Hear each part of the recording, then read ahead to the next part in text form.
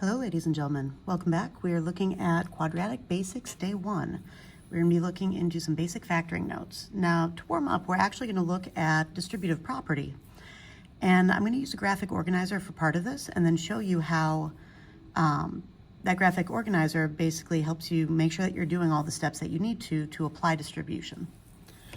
So, generic rectangle is basically setting up something that mimics algebra tiles.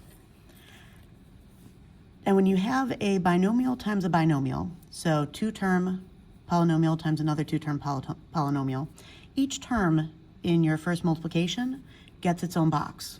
So I need to have two boxes going down this side, one for the 6x and one for the -1. Now that -1 is going to show up as a -1 when I put this into the generic rectangle, because addition and subtraction signs are really the signs on the number that come right after them. So this is actually a 6x plus a -1, but plus a minus gives you subtraction. Now, since I have times another binomial, I'm also going to need two boxes along the top to have one for each of the terms. So 3x goes with this first box, plus 2 goes with the second box. And now we're just going to find area of the individual rectangles. Now I know that typically when you're dealing with geometry, the sides of shapes do not have negative values. Distance is not negative in geometry, but we're just using this as a conceptual organizer as opposed to an actual geometric problem. So we're still thinking in terms of algebra, but using geometry to help us make sure that we multiply the correct things. So for this rectangle, you would have a side of 6x and another side of 3x. 6x times 3x, 6 times 3 gives us 18. X times x is x to the second power. This is x to the first times x to the first. And when you multiply the same base, you add your exponents, and 1 plus 1 gives us the 2. Now I'm going to take this 6x, which is still this the opposite side of this rectangle, times the 2, which is the other side of that rectangle. 6 times 2 gives me 12, times x makes that a total product of 12x. I'm going to do the same thing for the bottom row. -1 times the top of this column is -1 times 3x. -1 times 3 is -3 times x gives me -3x. And then I'm going to carry this -1 down to multiply by this +2. So -1 times +2 gives me -2. When you go to actually combine your like terms, you're going to write each of these individual terms out to the side. Now, if you were doing distributive property, you would take the 6x times 3x, which would give you 18x squared, and notice that that is the first term that we have inside of our rectangle. And then you would have to take the 6x times the other term in the second parentheses. So 6x times 2 gives you plus 12x, and that is the second term that I found inside that rectangle. So the first line of this rectangle is the first set of factors that you have, first set of terms that you have when you multiply 6x times the binomial that's in the second parentheses. When you take -1 times the binomial in the second parentheses, you're getting the -1 times these two terms at the top. So you have -3x and then -2. Now you'll notice that I offset these a little bit and I actually wrote them down below, because when you write it like this, you have your like terms lined up, and the terms that are not like any of the others that stay the same are on their own in their own columns. And if we just add straight down, we have 18x squared. 12x minus 3x gives me positive 9x, and then -2. This is the simplified answer to multiplying these two binomials. You can use the graphic organizer, or you can use just straight up distributive property. Remember that each of these arches represents a separate multiplication that is happening. Now, sometimes it's hard to follow these, so the graphic organizer helps us keep track of all of that. Now, once you have how this works, it's actually very helpful to go backwards to find the binomials that multiply to give us our trinomials down here. All right, so for generic rectangle basics, all right, we're going to use the generic rectangles to identify each problem's factors, these. All right, and to do that, you basically find the greatest common factor that can pull out of each of these. Now, 6x squared is 2 times 3 times x times x. I'm going to write that in here. It's going to be a little bit small. 2 times 3 times x times x. And then 15x is 3 times 5 times x. Now both of these have a 3 and an x in common. Those are the greatest common factors that we have pulling out to the front.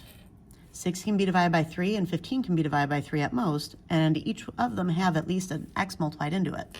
Now you'll notice that inside of here, I have a 2 and an x left over, and 3x times 2x gives me that 6x squared. 3 times 2 gave me 6, and x times x gave me x squared.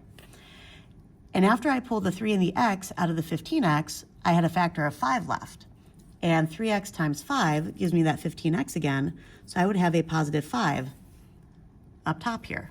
So I'm basically using what's inside to go backwards to find the outside, and the outside were my parentheses. Now down here, 2 times x is kind of like 1 times 2 times x. 5 can be split into 1 times 5. They don't have anything in common.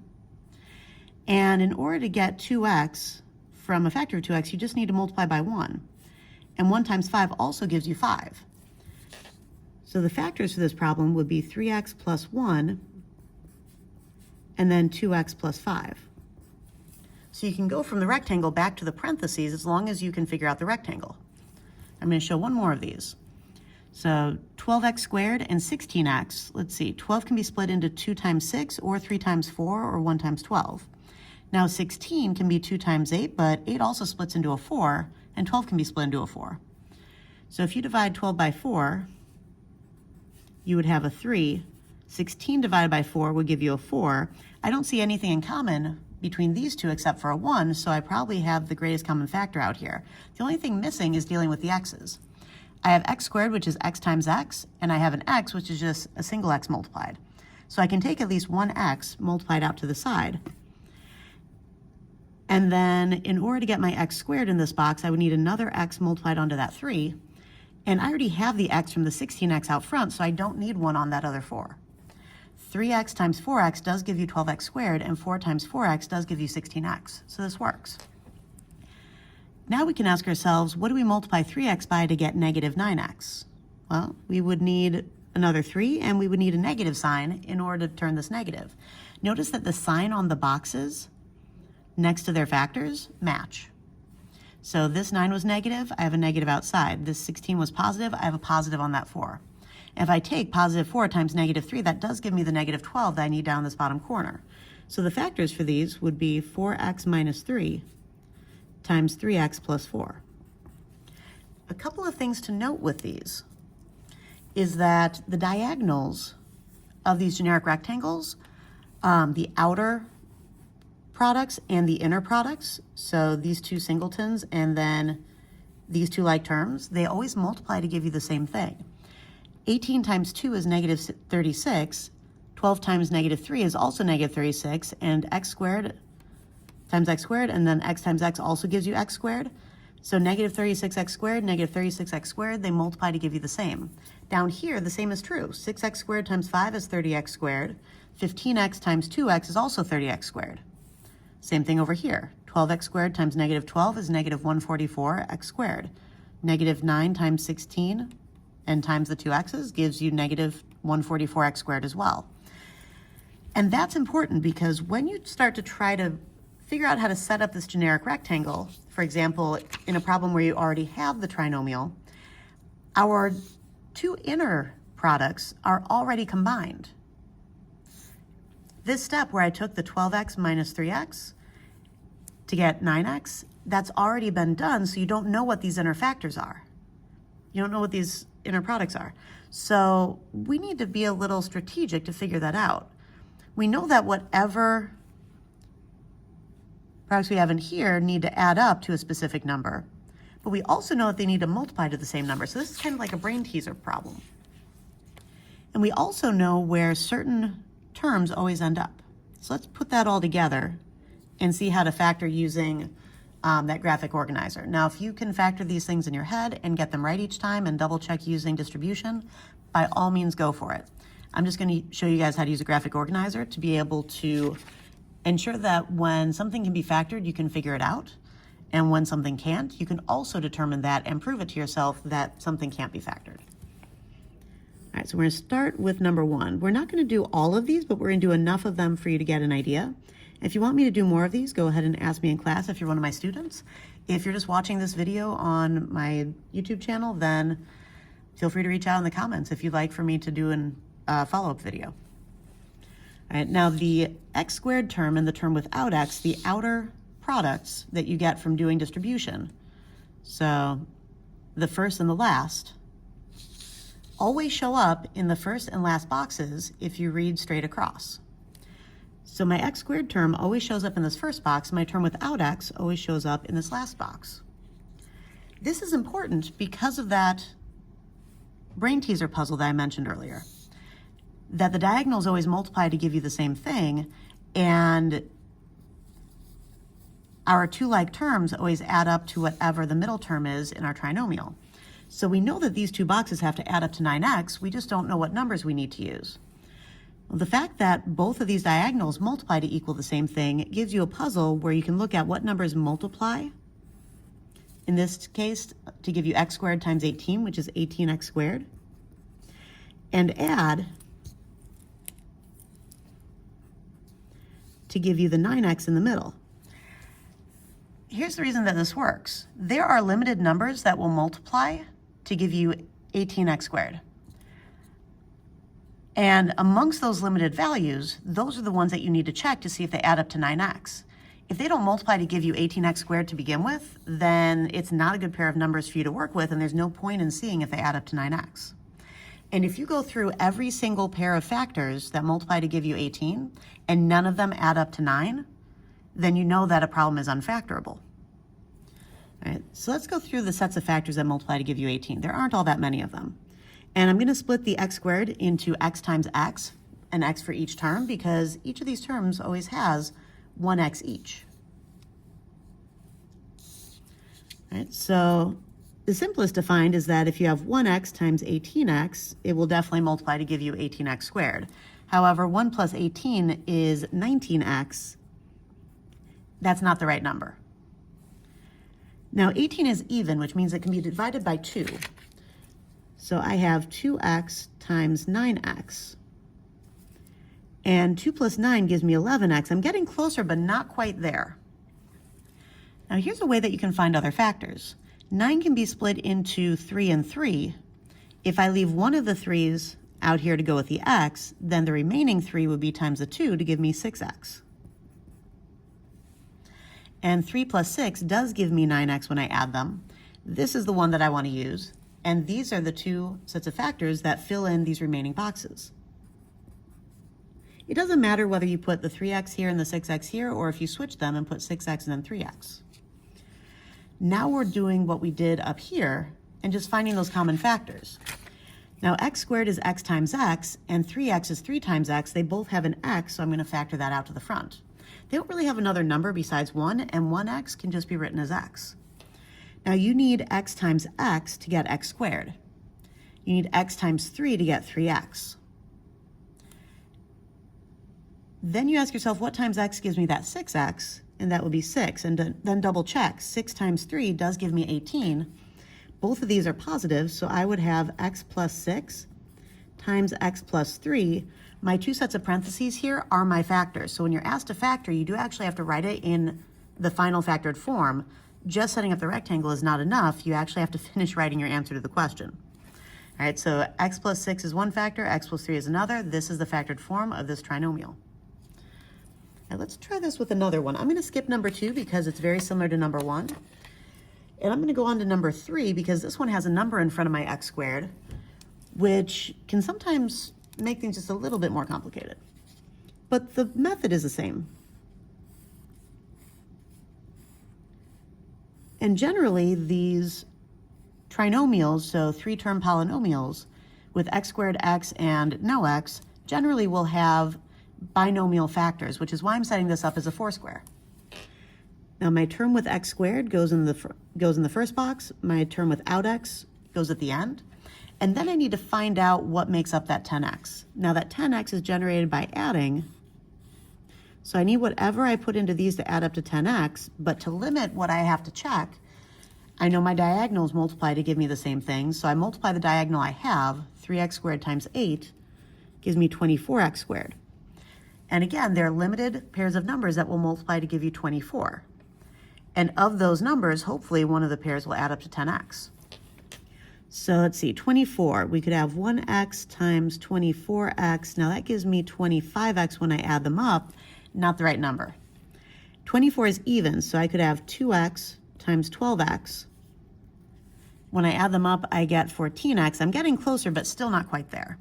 Now 12 splits into 2 times 6, so I could take the 2 times the other 2 that I had out here to make a 4x, and then the remaining 6x can stay inside. And 4 plus 6 does give me 10x. Now something to keep in mind, there is one other pair of factors, because 6 splits into 2 times 3, and if you take the 2 times 4, you would get 8x, and the 3x would stay out. It doesn't give us what we want, but it's good to know that there's another set of factors. Now I'm using prime factorization to kind of help me mix and match and recombine things to figure out other factors. So I need the one that adds up to 10x. That would be this third option. The 4x and the 6x are what go into my 2 boxes. It doesn't matter which one you write first or second. You'll end up with the same parentheses at the end regardless. All right, so 3x squared and 4x, they both have an x in common, but I can't really divide the same thing out of them. Now, in order to get 3x squared, I need to have this x times 3 and times another x. That 3 looks a little janky, so I'm going to rewrite that. There we go. And if you look down the column, 3x squared and 6x, they both have a 3 in common, and they both have an x in common. So it kind of makes sense for that 3x to be up here. Now, I would need x times 4 to give me 4x. And in order to get the 6x and the 8, I would need to double both of these top numbers, which means times 2. So if I double check this, x times 3x gives me 3x squared, x times 4 gives me 4x, 2 times 3x gives me 6x, and 2 times 4 does give me 8. So my factors are x plus 2 times 3x plus 4. Now again, it doesn't matter whether the 3x plus 4 is in the first parentheses and then the x plus 2 is in the second, or vice versa. As long as you have x plus 2 is one parentheses and 3x plus 4 is another parentheses, you have the correct set of factors, because multiplication can be done in any order, but these addition groupings need to stay together. Right? Now the next one I'm going to take a look at is number 4, because we have this minus sign at the end, and that might change things up a little bit. And if you're wondering how long this video is going to be, I'm going to do enough combinations that you can see how to handle any of the different positive or negative combinations that might be thrown at you. All right, so once again, x squared goes in my first box, my number without x goes in the last. Set up your multiplication addition table. Sometimes you might have heard this called a MA table, but that actually stands for multiplication and addition. Multiply my diagonal, x squared times negative 8 is negative 8x squared. Addition, I need my 2 terms here to add up to 2x, which might seem a little bit odd, but with this negative sign here, I need to have a positive times a negative to multiply to give me a negative. And so, let's see, if I want different signs multiplied to give me this negative, when I add them, they're going to act like subtraction. And I need the larger factor to be the positive term, so that when I combine those, they add up to a positive. So let's see. I'm going to say negative 1x times positive 8x. Now that would give me 7x. Do you see how these act like subtraction when you add a negative and a positive? Not the right term, but I'm getting closer. Now 8 can also be split into 2 and 4. I'm going to make it negative 2x and positive 4x, because again, I need my larger term to be positive to add to a positive. And that gives me positive 2x. If this had been a negative 2x, then I would have wanted to do the opposite. Let me show you how that works. If I had positive 1x and negative 8x, this would have given me negative 7x. Right? Wrong sign with what we're working with, but if this had been a negative, then we would have wanted to go in this direction. The 2x and negative 4x would give you negative 2x. Now, I want the positive 2x, not the negative 2x. But if I had a negative sign in between those, then I would have needed this pair of terms to take a look at. All right, so I need my negative with my 2x and my positive with my 4x. So x squared and negative 2x, they both only have an x in common. So I'm going to pull an x out here. X times x gives me x squared. X would need to be times negative 2 to give me negative 2x. Notice that the sign here matches the sign there. And then I would need times 4 to get 4x with that x. So 4 times x gives me 4x, and then 4 times negative 2 does give me negative 8. So that means that I have x plus 4 because this 4 was positive, and x minus 2 because that 2 was negative. And the negative sign became the minus sign between them.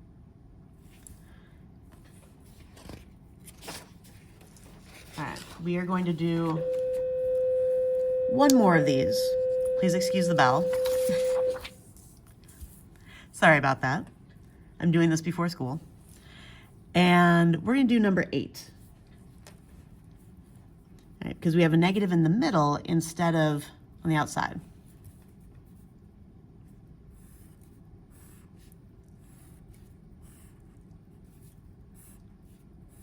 So I have x squared and a positive 56. And I need to set my multiplication addition table one more time. I need to multiply to give me 56x squared.